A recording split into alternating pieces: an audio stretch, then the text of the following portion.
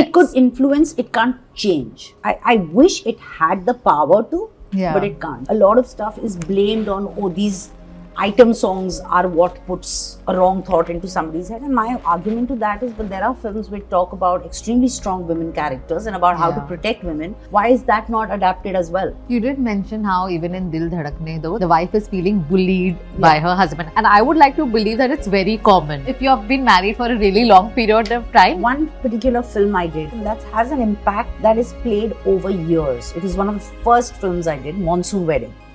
Yeah. The character I played, and it was, she's been molested as a child. I know so many women have walked up to me and said, you gave us strength to voice what we went through. We went through it but never had the courage to come up and speak about it, even in our family. And which makes so much of a difference to know that if that was solace, I think I kind of succeeded in doing whatever I went out.